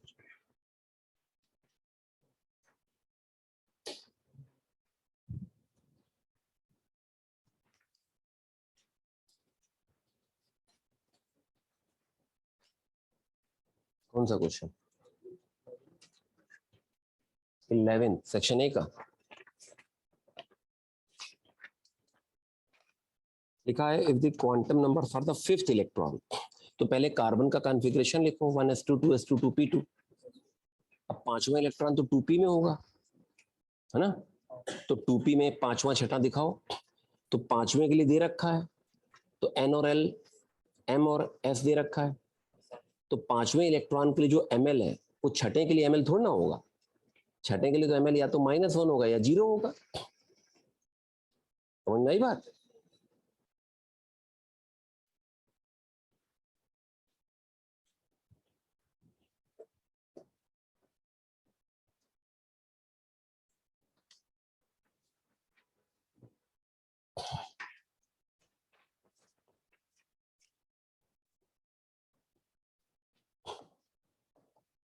क्वेश्चन 9 में n बराबर 6 दे रखा है और 6s 4f 6p और 5d, चारों ऑप्शन को देखो तो यही वाले ऑर्बिटल तो बन रहे हैं, देखो आप ध्यान से। अब हर एक के लिए n+l निकाल लो, इसके लिए आएगा 6 + 0, इसके लिए आएगा 4 + 3, इसके लिए आएगा 6 + 1, इसके लिए आएगा 5 + 2। अब इन तीनों के लिए सेम है और सबसे कम इसके लिए, तो 6 सबसे कम, फिर 4f, फिर 5d और फिर 6p, ये क्रम हो जाएगा। ये तो पढ़ चुके हैं ना लोग बेटा। अब ऐसे 4 ऑप्शन बना दिए हैं, क्वेश्चन नंबर 9 की बात कर रहे हैं, n बराबर 6 दे रखा है, हम कहते हैं नहीं दे रखा हो कुछ अपनी तरफ मान लो, 7 मान लो, चाहे कुछ भी मान लो, n तो कुछ भी मान लो ना बेटा,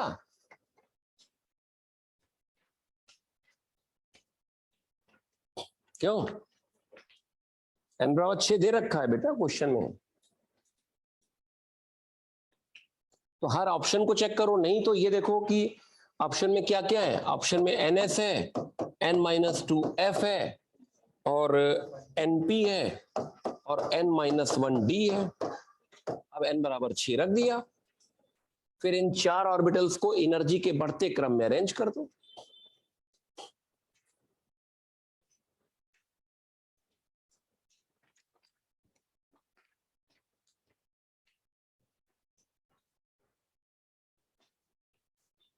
फिर क्वेश्चन नंबर 11 देखना है, 11 में देखिए कार्बन का कॉन्फ़िगरेशन है 1s2 2s2 2p2, तो पांचवा इलेक्ट्रॉन तो इसमें पड़ेगा ना बेटा, अगर ये पांचवा इलेक्ट्रॉन है तो ये छठा इलेक्ट्रॉन होगा, लेकिन दोनों के लिए n बराबर 2 है ना, दोनों के लिए n बराबर 2 है और दोनों l बराबर 1 है, क्यों,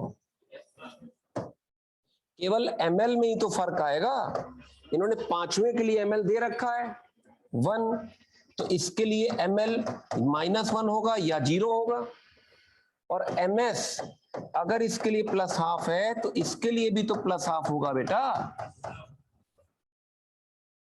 क्योंकि सेम स्पिन से तो भरेगा इलेक्ट्रॉन। अब इस आधार पे ऑप्शन ढूंढ लो, आंसर तो दिए हुए हैं। है इंटरेस्टिंग सवाल कि नहीं? हमेशा ध्यान रखो केमिस्ट्री में थ्योरी को उतना ही पढ़ो जितनी जरूरी हो, सवाल ज्यादा लगाने पड़ते हैं।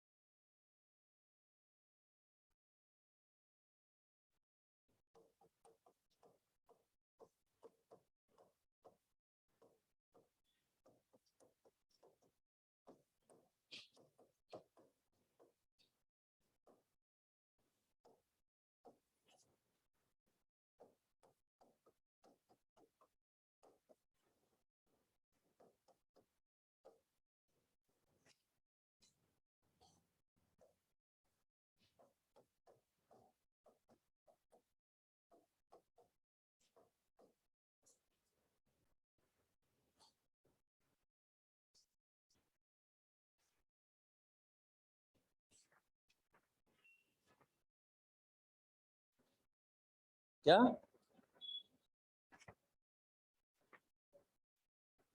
कहां पे माइनस बेटा?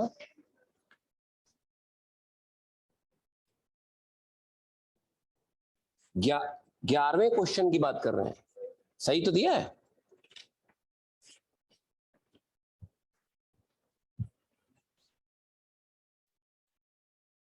उसके बाद 12, 17, 35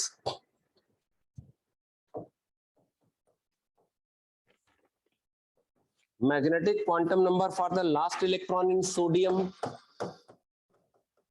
सोडियम का कॉन्फ़िगरेशन है 1s2 2s2 2p6 3s1। ये लास्ट इलेक्ट्रॉन है।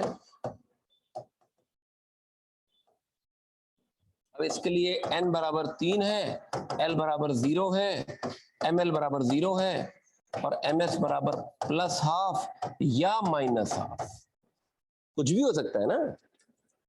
लेकिन पूछा इन्होंने क्या है? पूछा ये है।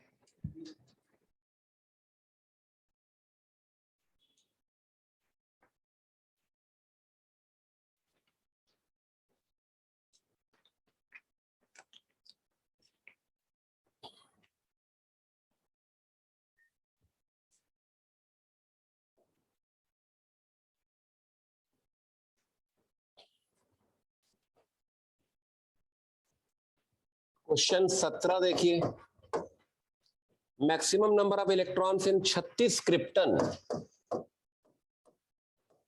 अब n plus L 1 2 3 4 5 6 6s 5p 4d 5s 4p 3d 4s 3p 3s 2p 2s 1s। जल्दी से ऐसे लिख लिया। अब इसके लिए भरना शुरू करो। 1s2 2s2 2p6 3s2 3p6 4s2 3d10 आएगा। 2 2 4 6 10 2 12 6 18 2 20 10 30 और 4p6 आएगा। बताइए पूछा क्या है? Maximum number of electrons in 36 के are having n plus L plus m बराबर 3। जरा समझते हैं। इसके लिए n प्लस एल कितना है? 1 है और ml इसके लिए कितना है? 0। इसके लिए भी तो ml 0 है, क्यों? और इसके लिए n प्लस एल कितना है? 2 है। इसके लिए n प्लस एल कितना है? 3 है। अब क्या कह रहा है? n plus L plus m जो है 3 हो, n plus L plus ml बराबर 3।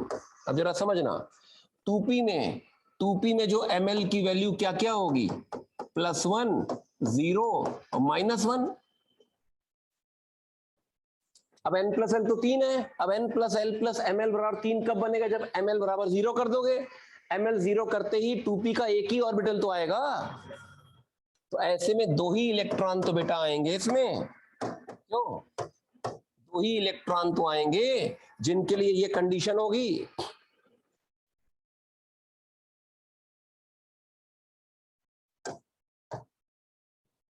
ऐसे ही आगे बढ़ते चलो, करते चलो।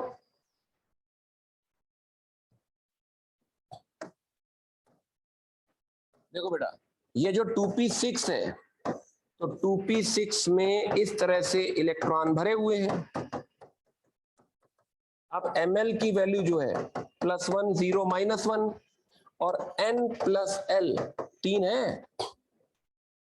अब ml जब 0 रखोगे तभी तो n+l+ml 3 बनेगा, तो दो ही इलेक्ट्रॉन तो होंगे इसके लिए।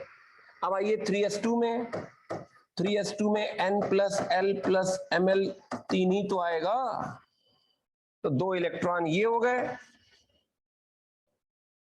यानी इसमें भी तो दो इलेक्ट्रॉन हो गए। अब आइए 3p में, 3p6, तो 1 2 3 4 5 6, तो इसके लिए n+l तो 4 है, लेकिन ml अगर -1 कर दें तो n+l+ml 3 हो जाएगा, तो इसके लिए भी तो दो ही इलेक्ट्रॉन आएंगे बेटा, क्योंकि किसी एक के लिए तो ml -1 होगा। अब आइए 4s के लिए, 4s के लिए तो n+l+ml क्या आ रहा है, 4 आएगा। अब जरा 3d के लिए आओ, 3d के लिए n+l तो 5 है, लेकिन अगर ml आप -2 ले लो तो इसमें भी तो दो इलेक्ट्रॉन बेटा आ जाएंगे। इस तरह से 8 इलेक्ट्रॉन हो जाएंगे कि नहीं, लेकिन 4p के लिए तो होगा शायद, 4p के लिए नहीं आएगा, 4p के लिए नहीं आ पाएगा, क्योंकि 4p के लिए n+l आ गया आपका 5 और ml जो है -1, तो n+l+ml 4 हो जाएगा, तो 8 इलेक्ट्रॉन आंसर आ जाएगा।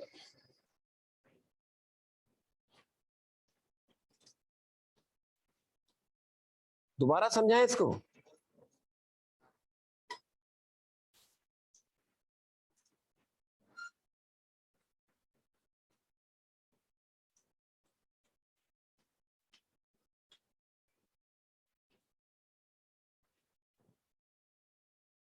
थ्री डी में 10 इलेक्ट्रॉन है, 3d में 5 ऑर्बिटल है, प्रत्येक ऑर्बिटल के लिए n+l 5 है। अगर m-2 हो जाए तो n+l+m 3 हो जाएगा, तो 10 इलेक्ट्रॉन में से जो दो इलेक्ट्रॉन एक ऑर्बिटल में होंगे, क्योंकि 5 ऑर्बिटल में से एक की वैल्यू -2, एक की -1, ml की जो वैल्यूज हैं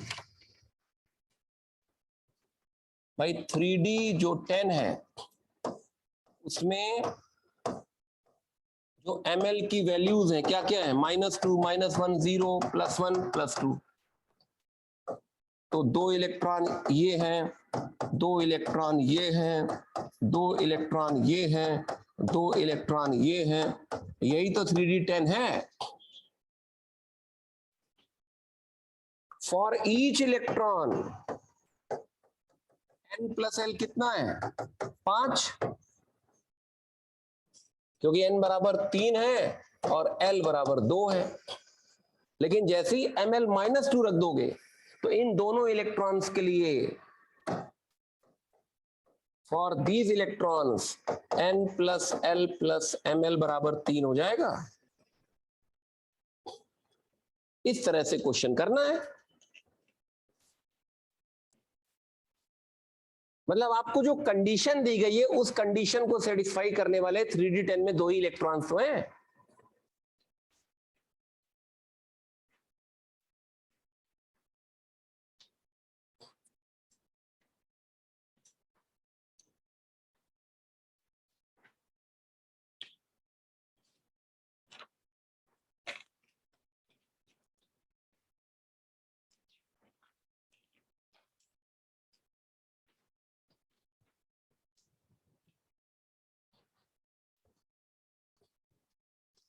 अब एक क्वेश्चन है 35 number, the maximum number of electrons that can have principal quantum number n is equal to 3।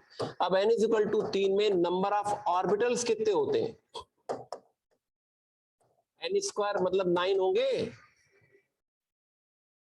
भाई। ऑर्बिटल्स कौन कौन से होते हैं, 3s होता है,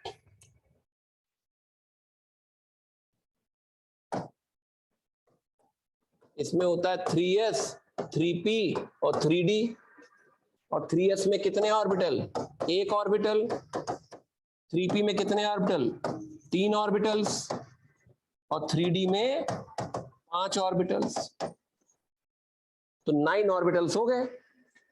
अब हर ऑर्बिटल में 2 ही इलेक्ट्रॉन हो सकते हैं।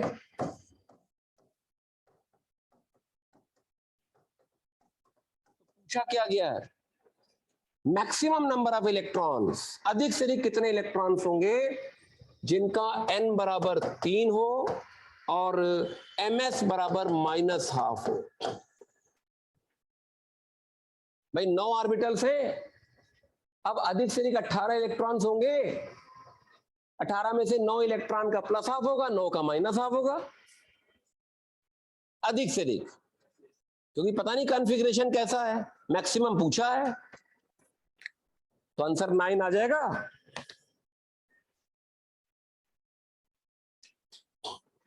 बताइए,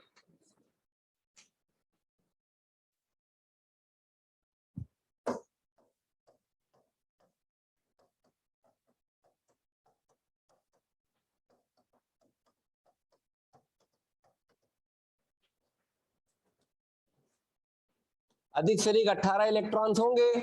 अब 18 में से 9 की स्पिन प्लस हाफ होगी, 9 की स्पिन माइनस हाफ होगी, तो माइनस हाफ वाले पूछे तो 9 हो गया आंसर। और सेक्शन बी का कौन सा सवाल है, पहला,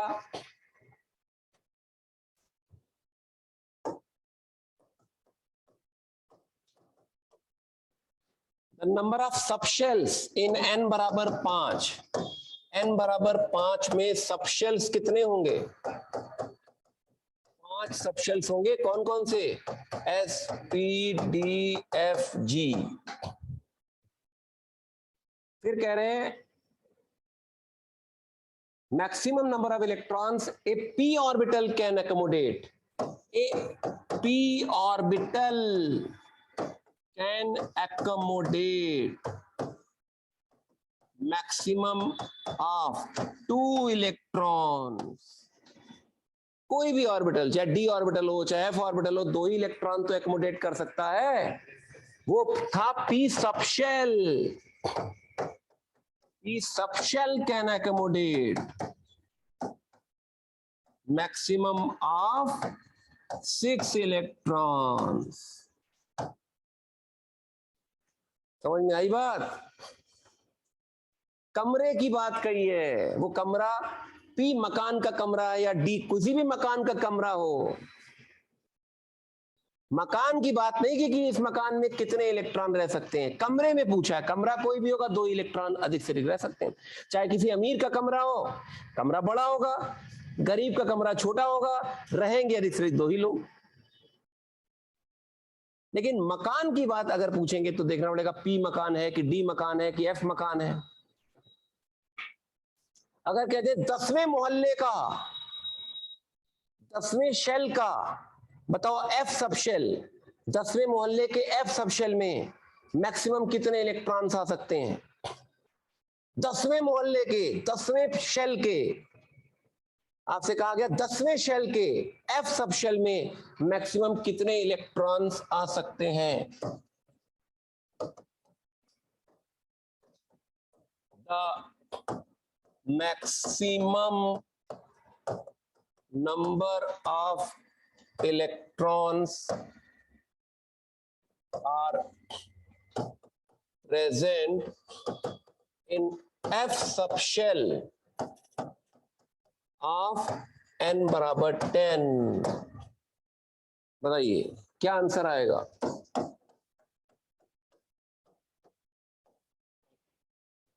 अरे 14, 10 से मतलब ही नहीं है, F सबशेल है तो F सबशेल में 14 इलेक्ट्रॉन मैक्सिमम आ सकते हैं, क्योंकि F सबशेल चाहे 4F हो, चाहे 5F हो, चाहे 6F हो, चाहे 7F हो, चाहे 8F हो, चाहे 9F हो, चाहे 10F हो। 3F सर क्यों नहीं लिखा, होता ही नहीं है, 3F तो होता ही नहीं है ना।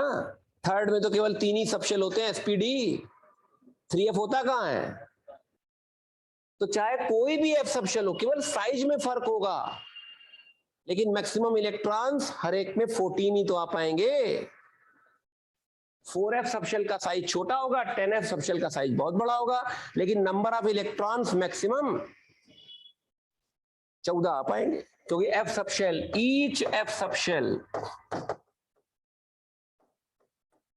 has 7 orbitals.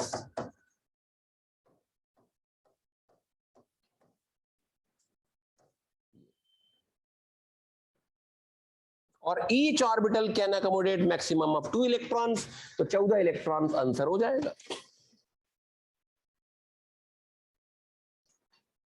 क्लियर होगी बात? तो बाकी अटेम्प्ट करिएगा आप लोग।